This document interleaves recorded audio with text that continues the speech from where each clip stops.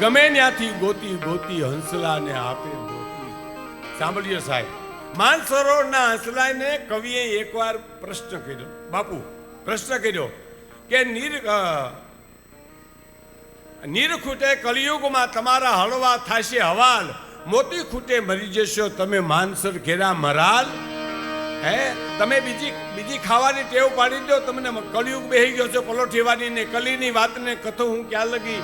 સરના એકાને જીતે સાદી બગી, ઘરના ઘાતકી થયા ગગો ગગી, બિચારી બેનડી હારિયું થઈ હગી. ભીતરના ચિત્રને ક્યાં જઈને દાખવા, દલના દખને ક્યાં જઈને નાખવા, નથી મંદિર હવે રામ ક્યાં રાખવા, ઉચાલે અમારે ક્યાં જઈને નાખવા. એવો કલિયુગ બેહી ગયો છે. માટે હંસલાવ તમને મોતી હાચા નહીં મળે, બીજે ખોરાક ખાવાની તમે ટેવ પાડો છે. પછી હંસલાને કવિ જવાબ આપે છે, હંસલાને બોલાવે છે કે કસ ખૂટે કલિયુગમાં કવિયા આવું ન મરા. બાપુ સાંભળજો, બનતો સંતો મતો ખાદ. બહુ આ ગરિમાવાળો ડાયલો છે. ક્યાં કંઈક આવા સમજણા માણસો, અને મોરબી તો લોક સાહિત્યનું મથક છે. અમે તો વર્ષો સુધી અહીંયા ભૂતકાળમાં આવેલા છીએ. એટલે હંસલાએ જવાબ આપ્યો કવિને કે કસ ખૂટે કલિયુગમાં કવિયા આવ ન મરા. ગમે એવો કલિયુગનો બાપ આવશે તો અમે નહીં મરીએ. તો કે કા જા મખ મોતી નીપજે તાગર પેટ ભરા. જેના મોઢામાંથી મોતી જેવા વેણ નીકળે ને એવા માઠુડાને ઘેરે જાહું, ઈ બોલશે ને એને સાંભળીને અમે જીવી જાહું. સાહેબ હે ગમે ત્યાંથી ગોતી ગોતી હંસલાને આપે મોતી, અને કીડિયું ને કડિયું અને હાથીડાને મારો, ઈ હરીની આટડીએ મારે રોજ.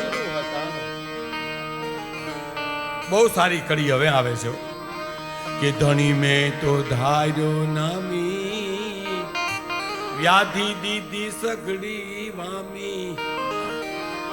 ધણી મેં તો ધાર્યો નામી. નામી શબ્દ પણ હાલારનો છે. નામી આ ફલાનો ભાઈ નામી હો. હા આ તમે બળદની જોડી પણ નામી જોડી છે બળદની. એ નામી શબ્દ હાલાનો. પિંગલસિંહ બાપુનું વતન જામનગર છે. એટલે ધણી મેં તો ધાર્યો નામી, વ્યાધિ દીધી સગડી વામી.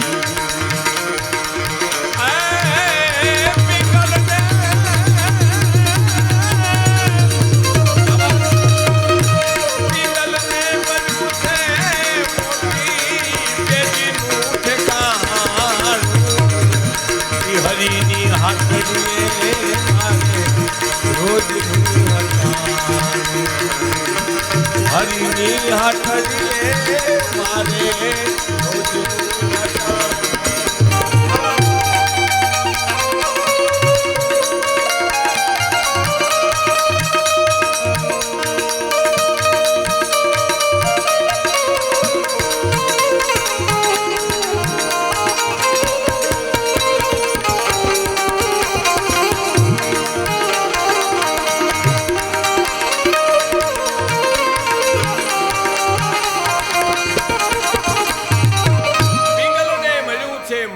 પેઢીનું ઠેકાણું, ઈ હરીની હાટડીએ મારે રોજનું હટાણું. અરમાન જિંદગીના પૂરા થાય તો ઘણું છે, બે ચાર કામ સારા થાય તો ઘણું છે. મુશ્કેલ જિંદગાની એની તો મજા છે, પણ જીગરથી જામ એનો જીરવાય તો ઘણું છે. લવલેશ મોતનો ડર મુજી નહીં સતાવે, પણ ક્યાંક મહેફિલમાં ખોટ મારી વર્તાય તો ઘણું છે.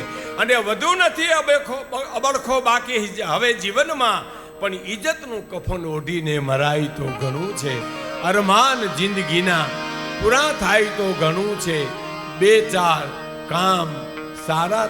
આપણા દેશની સંસ્કૃતિ કેવી છે ખબર તમને? હા, શબ્દ એક શોધો તો આખી સંહિતા નીકળે, અને કૂવો એ ખોદો તો આખી સરિતા નીકળે. જુદી તાસીર છે ભારતની ધરતીની કે મહાભારત વાવો અને ગીતા નીકળે. હજી ક્યાંક ધબકે છે લક્ષ્મણની રેખાઓ, જ્યાંથી રાવણો બીતા બીતા નીકળે. અને જનક જેવા આવી અને હળ હાંકે તો હજી આ ધરતીમાંથી સીતા નીકળે. આવી આ સોરસની ભારતની આપણી આ ધરતી, એના જેટલી વાતો કરી એટલી ઓછી છે. પણ મારે એક આપને પ્રસંગ કહેવો છે. મેં યાદ તો કર્યો હતો, કારણ કે હવે ભૂલવાનું આવી ગયું છે. ભૂલવાની ઉંમર થઈ ગઈ. અમારે એક ભોજા બાપા હતા ને, સવારમાં ઉઠ્યા પોતાનું નામ ભૂલી ગયા, બોલો. અને પરસેવો ઓળી ગયો. હવે મને પૂછે કે તમારું નામ શું, તું શું કહે હું? એટલે વાયમાં પડવા જતા હતા કે હવે મરી જવાય, જીવાય નહીં કોઈ દી. આપણા નામ ન આવડે આપણે જીવાય હોય. એટલે વાયમાં પડવા જતા હતા. ધનો કરીને એક મજૂર મળ્યો કે ભોજા બાપા અટાણમાં ક્યાં નીકળ્યા? તો કે ધન છે, ધનાતે મારું નામ યાદ કરી દીધું. નકર હું તો આગળ ગયો તો પૂરું થઈ ગયું. અને ભૂલી જવાય, અને ભૂલી ન જવાય બાપુ. ભગવાનની દયા કરુણા ન હોય ને ભૂલીએ નહીં તો માણસ ગાંડું થઈ જાય સાહેબ. કેટલું યાદ રહે, એની કરુણાનો કોઈ પાર નથી સાહેબ. મારે એક રચના આપણે સામે રજૂ કરવી છે. લખી તો ખરી એને નો હુજે, મને હુજે નહીં, હું એને હુજે, આમ આવું થઈ ગયું છે હવે બધું.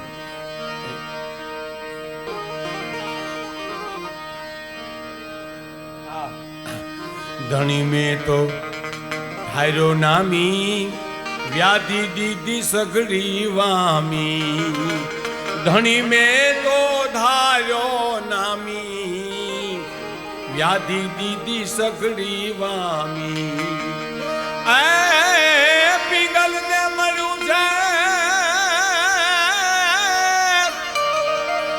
પિંગલ ને મળ્યું છે મોટી પેઢીનું ઠેકાણું. ઈ મારા હરિની હાટડીએ મારે રોજનું વટાણું. હરિની હાટડીએ મારે રોજનું હટાણું. હરિની હાટડીએ મારે રોજનું હટાણું. હરિની હાટડીએ મારે રોજનું હટાણું.